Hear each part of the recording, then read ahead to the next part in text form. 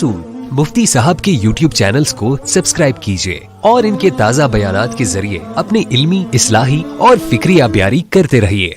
कुरान में इसका तस्करा नहीं है कि बेनमाजी हो और जन्नत में हो। समझ में आ रही है बात कि नहीं आ रही?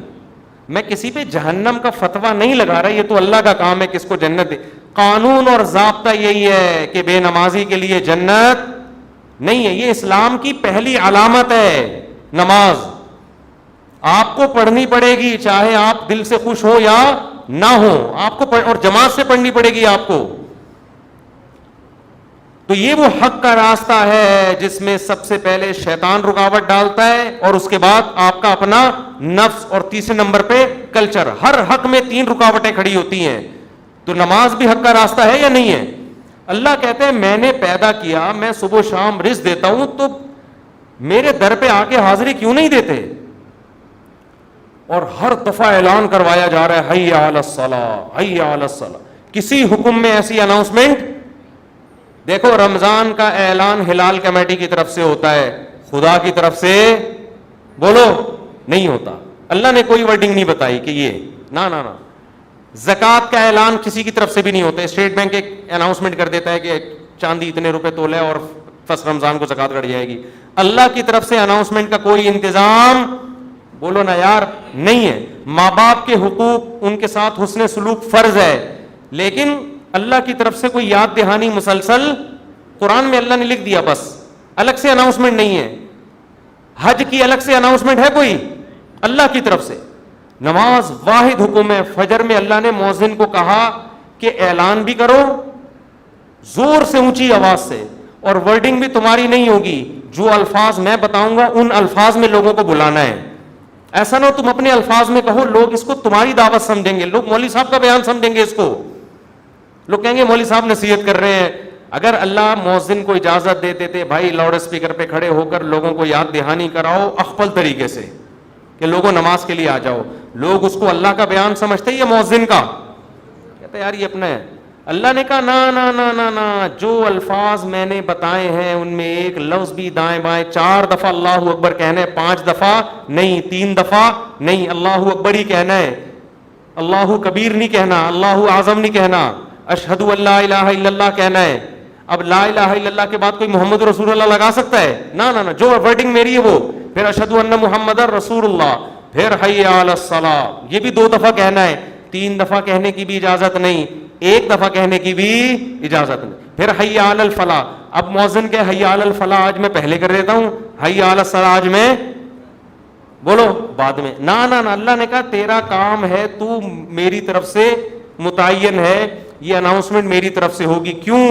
अल्लाह एक एक बात इसलिए ताकि अल्लाह की हुज्जत उसके बंदों पे तमाम हो जाए। कल क़यामत में कोई ये ना कह सके ए अल्लाह नमाज मेरी समझ में नहीं आ रही थी। अल्लाह कहेगा 5 दफा तेरे कान में मैंने अपनी किबरियाई डलवाई और वो वर्डिंग तू उसको भूल गया था, ये कैसे हो सकता है? तो मेरे भाई छोटा हुक्म नहीं है, छोटा हुक्म नहीं है। ईमान और कुफर का मसला ये। अभी से अज़म करो, अभी से पाबंद। अगर सुस्ती हो रही है, सुस्ती का इलाज करो। आज मोटिवेशनल स्पीकर आपको बता रहे हैं सुस्ती का इलाज क्या है। वो आपको पैसा कमाने में जो सुस्ती हो रही है ना, उसका इलाज बता रहे हैं। आप सारा दिन सोते पड़े रहो, मर जाओगे भूख से, ज्यादा यही होगा, कम नुकसान होगा आपका। लेकिन क़यामत के दिन जो अल्लाह सबसे पहले आपसे पूछेगा वो क्या पूछेगा? वो नमाज का पूछेगा कि मैंने पैदा किया था और मैंने बार बार पैदा होते ही कान में अजान दिलवा दी, पैदा होते ही। तो इसको हल्का समझना शुरू कर। खवातीन जा रही हैं शॉपिंग करने, नमाज गोल। सफर पे जा रहे हैं, नमाज गोल। तो सफर में ही तो पता चलता है नमाज का, शॉपिंग के दौरान ही तो पता चलता है नमाज का। तो आज से अज़म करो मेरे भाई। और मैं एक नुस्खा बता दूं, जिसने फजर की नमाज जमात से पढ़ ली, इसका मतलब बाकी नमाजें भी कैसे पढ़ता है वो? जमात से पढ़े। फजर पढ़ ली ना, इसका मतलब बाकी नहीं छोड़ेगा। फिर फजर को फोकस कर लो। और जी हाँ, फजर में तो अल्लाह ने एक और अल्फाज इजाफा करवा दिए ना, सलातु खैरुम मिनन नौम। कितने प्यारे अल्फाज हैं, कितनी मीठी नींद सो रहा होता है। अल्लाह ने बता दिया دیکھو اللہ میاں نے بھی کیسا کام کیا ہے, مؤذن کو بولا بولنا ہے, گھر میں لٹھ لے کے نہیں پہنچنا. ہم اگر کسی کو سمجھائیں, ایک دفعہ سمجھائیں گے آ جا نماز کے لیے, دوسری دفعہ سمجھیں, تیسری دفعہ غصہ آئے گا نا, جا کے تھپڑ لگا دیں گے, ابے میں تجھے سمجھا رہا ہوں, تیری کھوپڑی میں بات آ نہیں رہی ہے. یا آپ بیگم کو ایک بات سمجھا رہے ہو, بیگم چائے میں تھوڑا چینی کم ڈالا کرو, تم ویسے اتنا میٹھا بولتی ہو کہ چائے میں میٹھے کی ضرورت نہیں ہے. پھر وہ چینی زیادہ ڈال رہی ہے, پھر چینی زیادہ, پھر آدمی کو غصہ آتا ہے نا.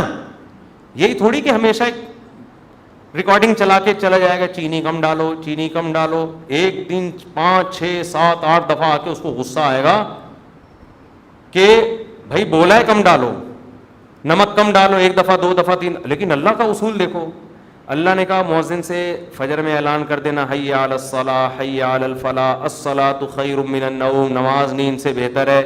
بس بتا دینا, گھر میں ڈنڈا لے کے نہیں پہنچنا, نہ سونے تو جو پڑا ہوا ہے. کیوں؟ لا تحسبن اللہ غافلا عما یعمل الظالمون.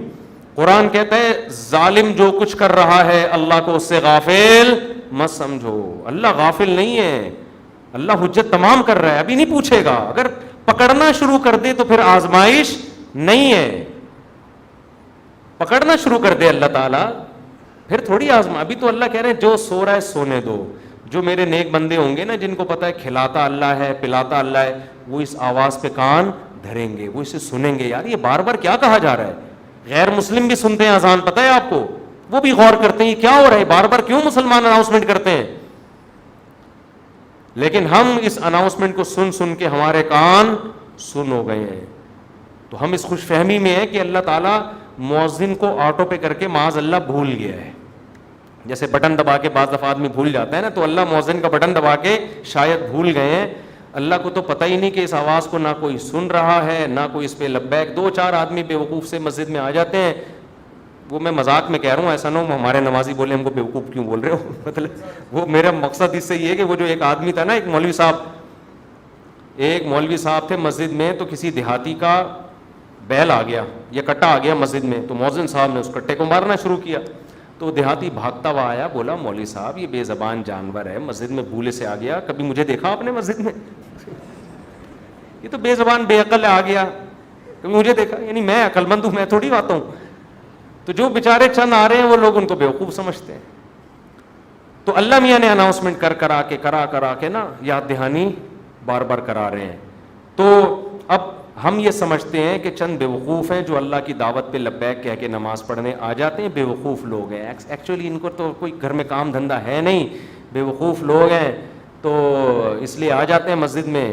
اصل تو جو جن کا قوم کے وسیع تر مفاد میں بھی کام کرنا ہے, ایکچولی ترقی کرنی ہے, بزنس کرنا ہے, ایجوکیشن ہے, کل پیپر ہے, وہ اگر فجر میں اٹھیں گے تو پیپر کی نیند پوری نہیں ہوگی, پیپر میں پیچھے رہ جائیں گے. جب رمضان کا روزہ غامدی صاحب کے نزدیک پیپر کی وجہ سے چھوڑنا جائز ہے, تو فجر کی نماز کی کیا اوقات بنتی ہے؟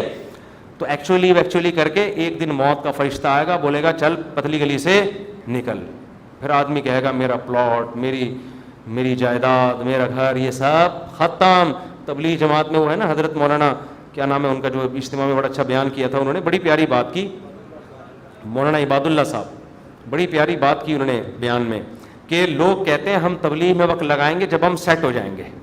اس طرح لوگ کہتے ہیں ہم دین کی طرف یا نماز کی طرف آئیں گے جب ہم کیا ہو جائیں گے, ذرا سیٹ ہو جائیں. یار ایک فکروں سے تو آزاد ہوں, بھی تو شادی بھی ہے, پہلے جاب ہے, پھر بزنس ہے, جب سیٹ ہو جائیں گے نا سارے کاموں سے. وہ کہتے ہیں آدمی سیٹ کبھی بھی نہیں ہوتا. وہ سیٹ کیسے ہوتا ہے, انہوں نے بڑی پیاری مثال دی. ایسے سیٹ ہوتا ہے کہ وہ کہتا ہے میں سیٹ ہوں گا, ہو نہیں رہا, ایک مسئلے کے بعد دوسرا مسئلہ, دوسرے کے بعد تیسرا مسئلہ, ہوتے ہوتے ایک دن موت کا فرشتہ آتا ہے اور بالآخر اس کو قبر میں اتار دیتا ہے. پھر اس کے رشتہ دار اس کو قبر میں اتارتے ہیں اور دیکھتے ہیں اس کو قبلہ رخ کر کے ذرا صحیح طرح سے لٹاؤ. صحیح طرح سے لٹانے کے بعد پھر کیا کہتے ہیں, اب سیٹ ہے.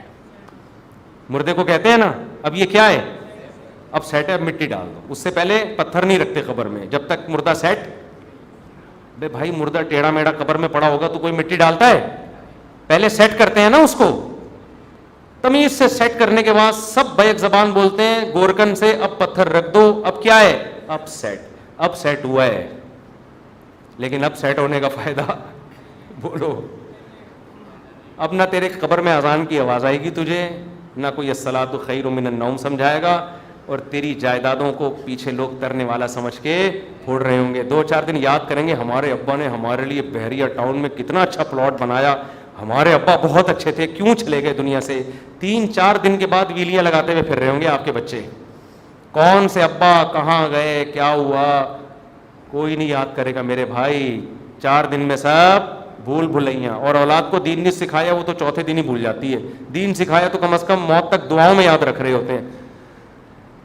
تو اس لیے انسان کا بچہ وہی ہے میرے بھائی جو انگریزوں سے دھوکے میں نہ ہو, یہ لبرل لوگوں سے دھوکے میں نہ ہو. ایک موٹیویشنل اسپیکر کی میں تقریر سن رہا تھا ابھی, کبھی کبھار میں سنتا نہیں ان کی تقریریں, کلپ سامنے آ جاتے ہیں نا, شارٹ کلپ آج کل 1-2 منٹ کے آ رہے ہیں, تو میرے سامنے کلپ آ گیا. اس نے تقریر میں کہا کہ خدا جو ہے نا, خدا یہ ہمارا بلیو ہے, یہ کوئی ریئلٹی نہیں ہے. ریئلٹی وہ ہوتی ہے جو سائنس ثابت کرے, سائنس تو خدا کو ثابت نہیں کرتی. تو ریئلٹی پہ چلو, اپنے بلیف پہ مت چلو. میں نے کہا یہ اس کے جوابات تو میں پھر کبھی بعد میں دوں گا. یہ فضول بکواس جو کی ہے کیا مطلب ہے اس کا, اس میں کتنی سقم ہے, کتنی عیب ہے اس تقریر میں. لیکن میں نے کہا مرے گا تو یہ سارا تیرا جو تکبر ہے نا, جس نے بنایا ہے وہ پوچھے گا کہ تیرا بلیف مجھ پہ تھا کیوں نہیں. تو سائنسدانوں کو تو مانتا ہے, بنی ہوئی چیزوں کو دیکھ کر کہتا ہے کسی سائنٹسٹ نے یا کسی میکینک نے بنائی ہے, اور وہ میکینک خود بخود کیسے بن گیا. تو یہ ریئلٹی ہے جس پہ ہمارا بلیو ہے, یہ ہوائی باتوں پہ بلیو نہیں ہے. یہ گراؤنڈ ریئلٹی ہے خدا کا وجود, جس پہ ہم کیا کرتے ہیں, بلیو رکھتے ہیں. یہ بلیو اور ریئلٹی 2 الگ الگ چیزوں کے نام بولو نہیں ہے.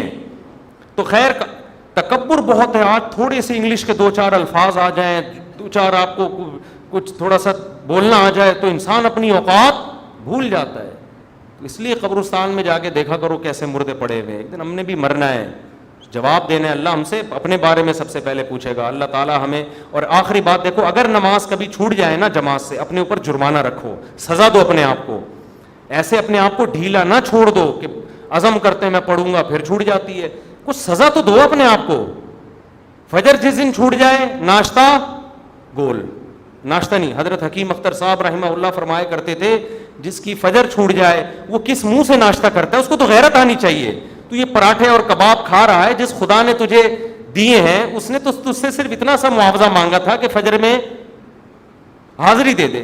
اب کس نعمتیں تو پھوڑ رہا ہے مزے سے بیٹھ کے, تھوڑا سا اللہ کا حق ہے وہ ادا کرنے کے لیے تیار نہیں ہے. تو کچھ تو سزا دو میرے بھائی.